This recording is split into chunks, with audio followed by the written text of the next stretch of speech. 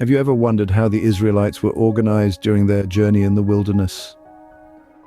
We're about to delve into the Book of Numbers, a crucial narrative in the biblical chronicle. This text, tucked away in the Old Testament, gives us a fascinating peek into the lives and organization of the Israelites.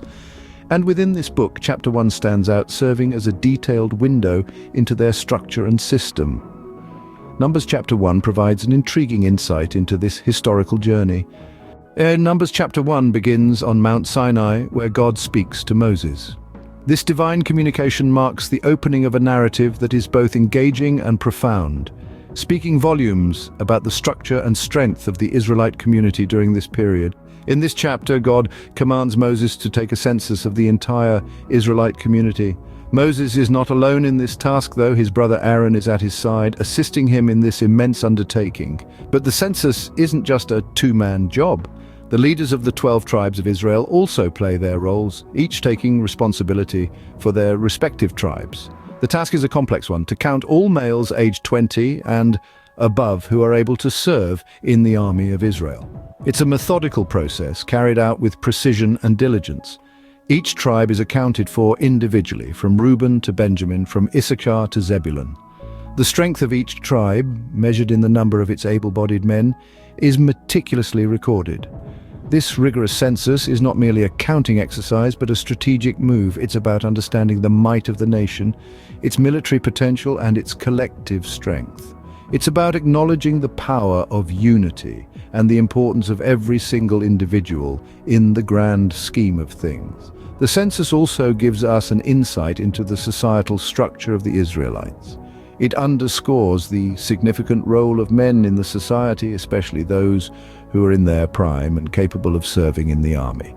It paints a picture of a community that values strength and unity, where every man is seen as a vital cog in the wheel.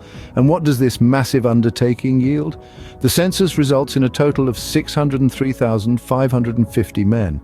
This astounding figure is a testament to the vastness of the Israelite nation, showcasing its formidable strength and potential. But what does this complex census mean? Let's delve into the significance of this seemingly mundane act of counting. The census in Numbers chapter 1 is more than just a head count of the Israelites. It's a bold assertion of Israel's identity as a holy nation. The census is a powerful reminder of the unique status of Israel among nations, set apart, sanctified, and chosen by God for a divine purpose. But the importance of the census goes beyond a mere assertion of identity. It's a tool for organization, a means of preparing the tribes for their journey and impending battles. Like a well-oiled machine, each tribe knew its place, its role, its leader, and its duties. The census created order from chaos, providing a framework for the Israelites to navigate their challenging journey and battles. Moreover, this census signifies the fulfillment of God's promise to Abraham. Remember, God had promised Abraham that his descendants would be as numerous as the stars, and here they are, counted in the thousands, a tangible testament to God's faithfulness. So, you see, the census is not just a list of numbers, it's a tool for order and preparation.